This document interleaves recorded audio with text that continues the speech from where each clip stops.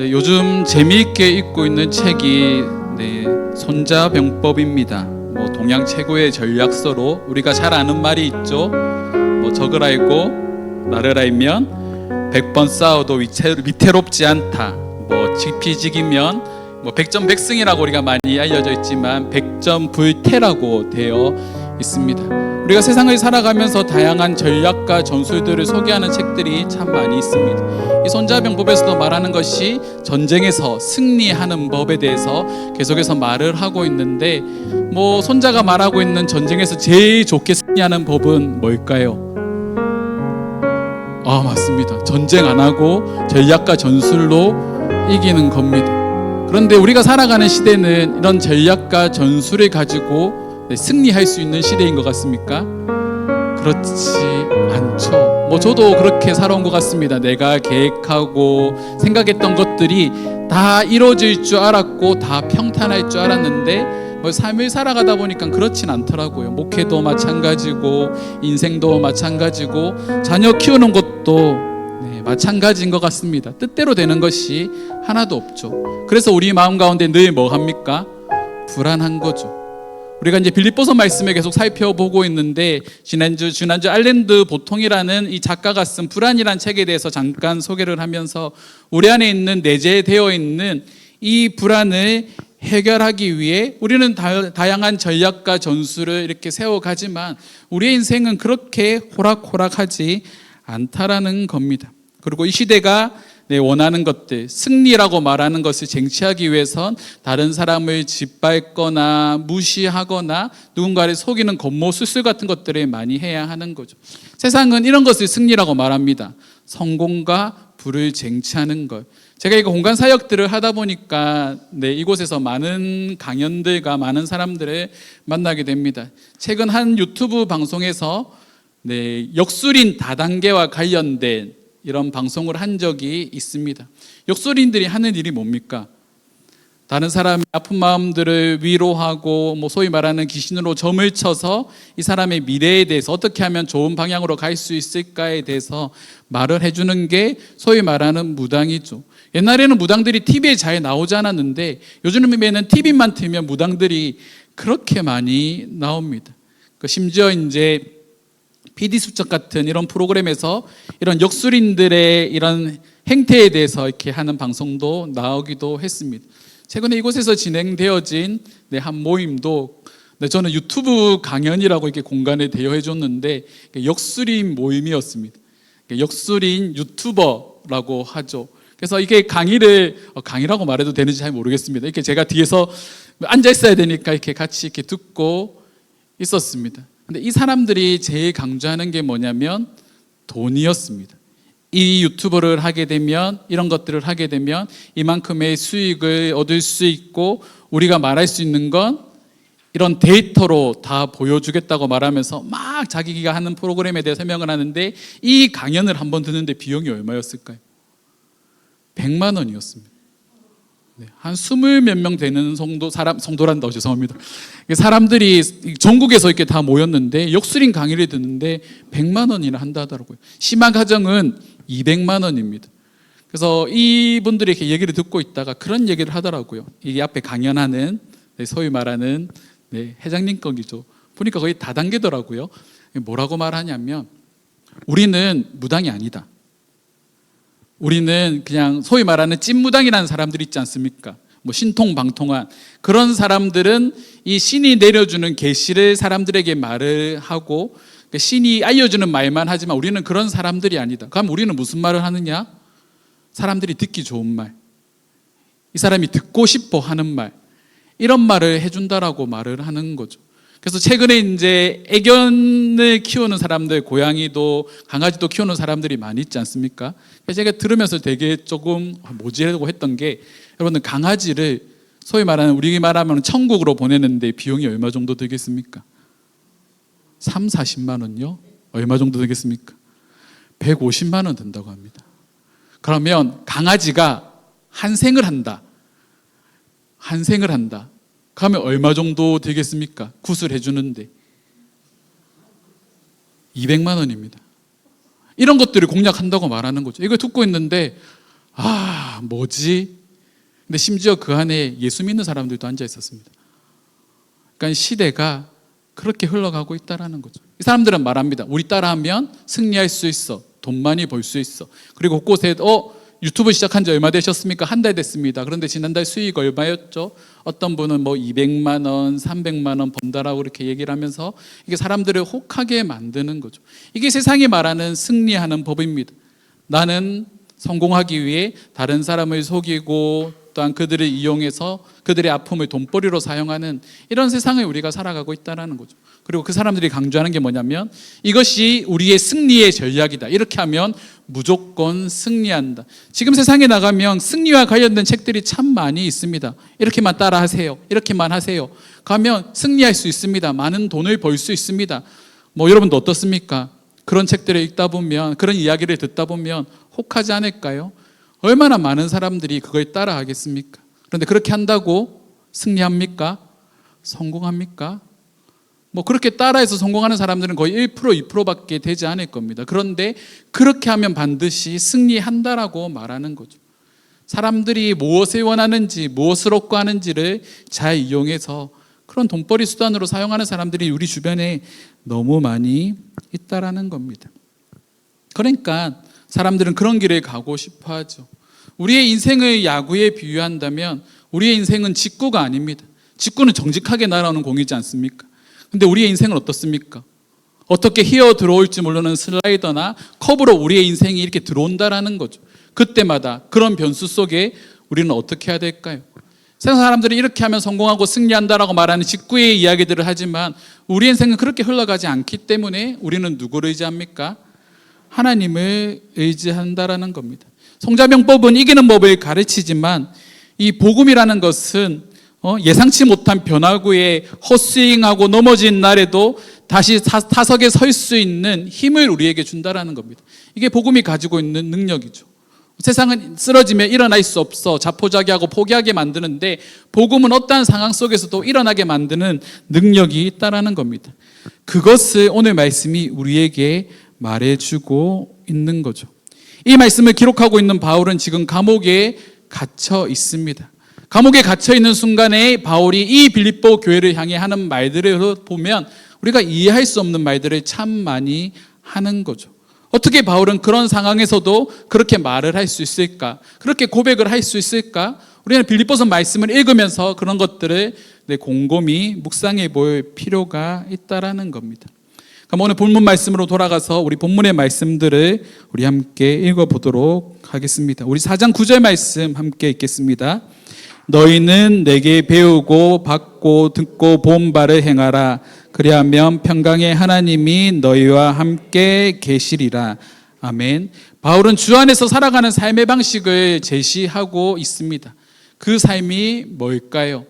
오늘 우리가 읽었던 9절 말씀에 보면 너희는 내게 배우고 받고 듣고 본 바를 행하라 라고 말을 하고 있습니다. 다시 말해서 내가 신앙의 모델이 될 테니까 너희는 내가 신앙생활하는 거 그대로 따라하면 돼. 내가 복음을 전하는 모습과 내가 성경을 공부하는 모습과 내가 살아왔던 모습을 너희는 그대로 보고 따라오면 된다라고 바울은 말을 하고 있는 거죠. 그런데 바울은 이 말씀을 여기서만 하고 있는 것이 아니라 고린도전서 11장 1절 말씀에도 동일하게 말합니다.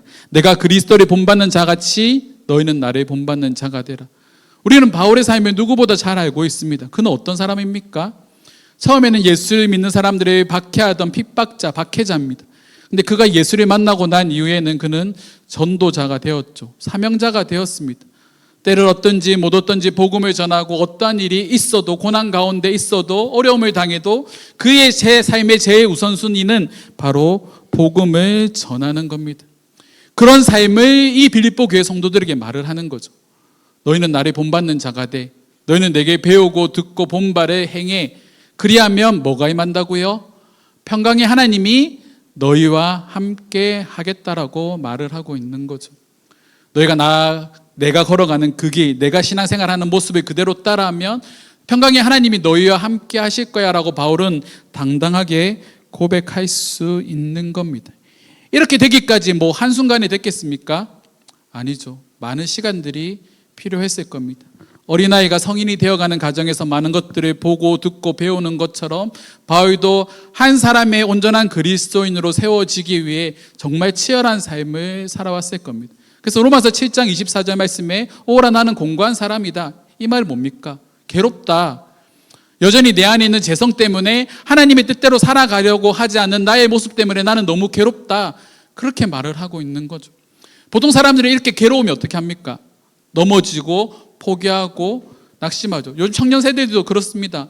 힘든 일이 있거나 뭔가 잘 되지 않으면 운동용으로 방 안에 갇혀서 아무것도 하지 않고 자포자기하고 있습니다. 그런데 하나님께서 우리에게 제시하시는 복음은 뭡니까? 오라 나는 공고한 사람인데 8장에 가면 뭐라고 말합니까? 그리스도 안에 있는 자들에게 결코 정죄함이 없다라고 말하는 거죠. 그러니까 서론에서 살펴봤던 것처럼 다시 일어날 수 있는 힘을 누가 주십니까? 하나님이 우리에게 주신다라는 겁니다. 바울은 그것을 깨달은 자입니다. 그래서 바울은 당당하게 이제는 이렇게 고백할 수 있는 거죠. 오늘 9절 말씀을 통해 바울이 우리에게 제시하고 있는 신앙생활의 원칙이 있습니다. 첫 번째가 뭐냐면 하나님의 말씀을 지식으로 배우고 삶으로 살아내라는 겁니다. 여기서 말하고 있는 배운다라는 건 랍비식 교육을 말합니다. 랍비의 발꿈치 앞에서 이렇게 사람들이 앉아서 랍비의 말을 듣는 거죠. 그냥 듣는 것이 아니라 정성을 다해 마음을 다해 그 말에 귀를 기울이고 있는 겁니다. 단순히 책만 읽고 듣기만 하는 교육이 아니라 암기하고 직접으로 그런 지식들을 쌓아가는 훈련을 하는 교육입니다. 그럼 바울이 빌립보 성도들에게 뭐라 말합니까? 너희 말씀을 듣는 일에, 말씀을 배우는 일에 열심을 내야 돼.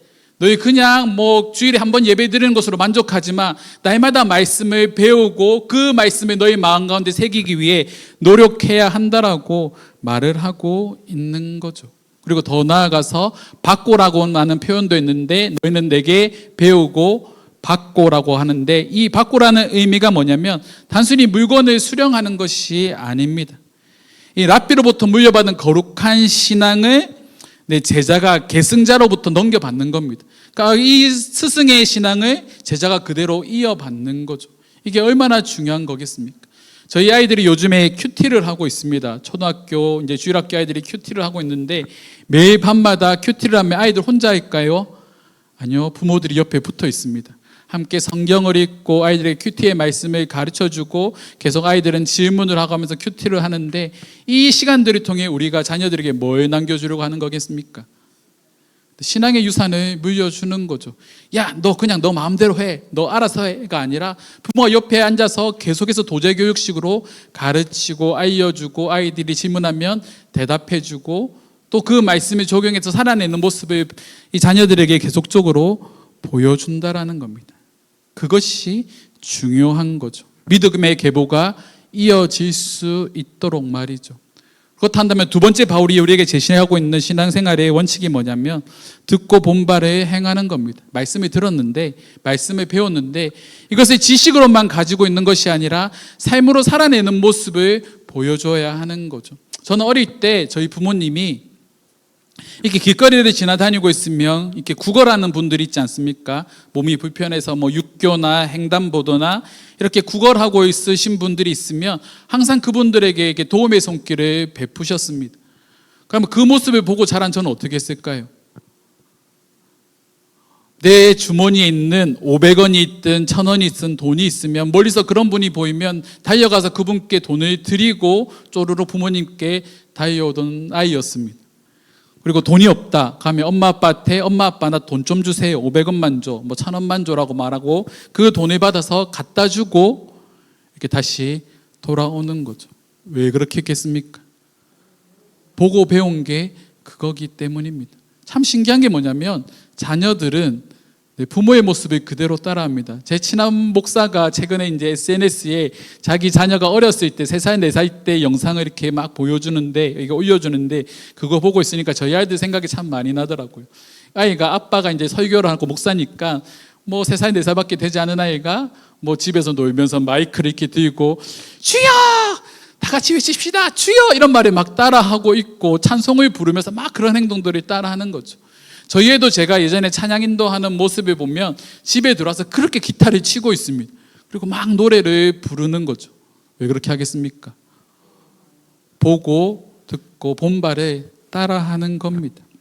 그래서 이 신앙생활은 지식으로만 알고 있는 것이 중요한 것이 아니라 삶으로 보여주는 것이 중요합니다. 많은 믿음의 가정에서 이런 모습들이 무너진 거죠. 뭐 장로의 자녀든 뭐 안수 집사의 자녀든 부모들은 정말 교회를 위해 열심히 헌신하고 봉사하지만 그들의 자녀들은 교회를 멀리하고 예배를 등한시하는 모습들을 많이 봅니다. 왜 그런 일이 일어날까요? 교회에서의 모습과 집에서의 모습이 다르다라는 거죠. 쭉 같이 한 선상에서 이 모습이 동일해야 되는데 그렇지 않다라는 겁니다. 저희 아내가 저랑 결혼했던 가장 큰 이유가 그겁니다. 저 사람은 저 모습이 다라고, 보이는 모습이 다라고, 뭐 제가 지금 보시면 뭐 이렇게 입고 있지만 아이들이 상대할 때나 성도들이 상대할 때나 하는 모습과 저희 아내를 상대하는 모습이 이렇게 크게 다르지 않습니다. 그 모습이 좋았다라는 거죠. 우리가 신앙생활이라고 말하지 않습니까? 신앙은 우리가 듣고 보고 배운 것, 지식을 습득하는 것들, 말씀을 우리가 기억하는 것들, 그리고 기도하는 것들, 이게 신앙입니다. 그러면 우리가 이어가야 되는 삶이 뭐라고요? 생활인 거죠. 바울이 말을 하고 있는 것처럼 너희는 내게 배우고 받고 듣고 본 바를 행하라. 행하는 것까지 나아가는 것이 바로 신앙생활이라는 겁니다. 이런 모습이 우리 가운데 있어야 합니다. 이런 삶을 살아갈 때 우리에게 주시는 은혜가 있죠. 그게 뭘까요? 바로 10절 말씀입니다. 우리 10절 말씀 함께 읽어보도록 하겠습니다. 내가 주 안에서 크게 기뻐함은 너희가 나를 생각하던 것이 이제 다시 싹이 남이니 너희가 또한 이를 위하여 생각은 하였으나 기회가 없었느니라. 바울이 감옥에 갇혀 있는 동안 빌립보 교회는 바울의 소식을 알 수 없었습니다. 뭐 지금처럼 뭐 핸드폰이 있거나 연락을 할 수 있는 상황이 아니니까 이 빌립보 교회 성도들은 바울이 돕고 싶어도 돕지 못하는 거죠. 그런데 목회자 입장에서 바울은 어떤 마음을 가졌을까요? 내가 저 교회를 위해 저렇게 헌신하고 씨를 뿌렸는데 저들이 나를 잊었구나, 나를 생각하지 않는구나, 그렇게 생각할 수도 있을 것 같습니다. 그렇게 지내고 있는데 에바브로디도를 통해 이 빌립보 교회가 헌금과 함께 소식을 바울에게 전달하게 됩니다. 그리고 이 에바브로디도를 만났을 때 바울이 우리가 읽었던 10절의 고백을 하는 거죠. 바울은 감격합니다.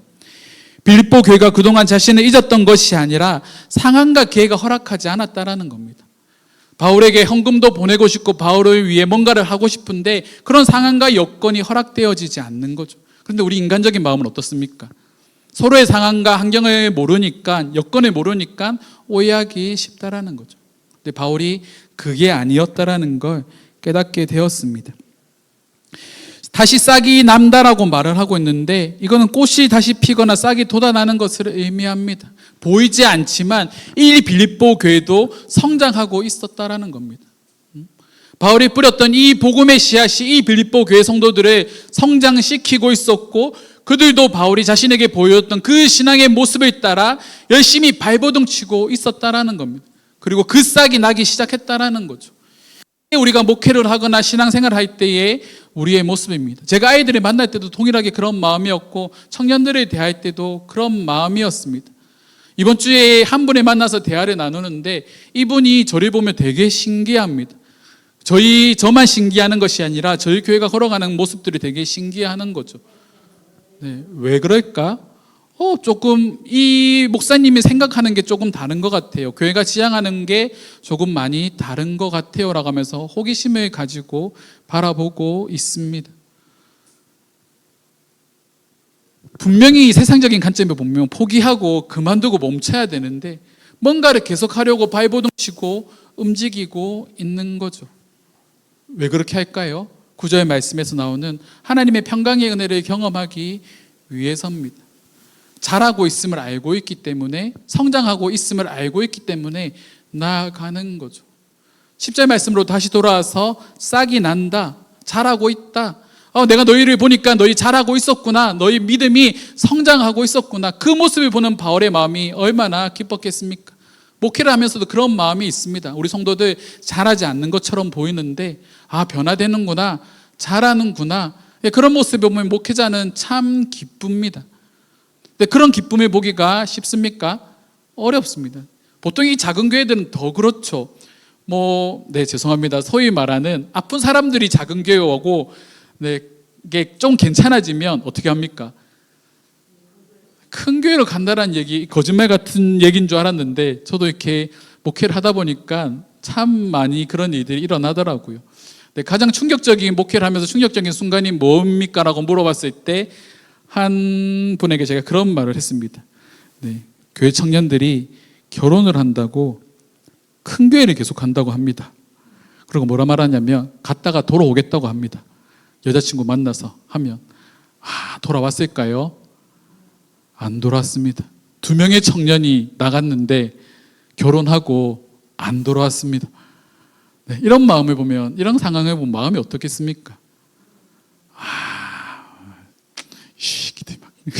이런 마음이 드는 거죠. 그런데 그들이 그곳에서 자라고 있다면, 비록 우리가 몸이 떨어졌지만 그곳에서 잘 성장하고 있다면 그거 하나로 만족하는 것이 바로 목회자의 마음이 아닐까 생각을 합니다. 우리는 상황이 좋고 모든 것들이 잘 풀려야지만 나에게 은혜가 있고 내가 정말 성공했다고 생각할지는 몰라도 보이지 않는 곳에 하나님은 다른 방법으로 역사하고 계시다라는 거죠.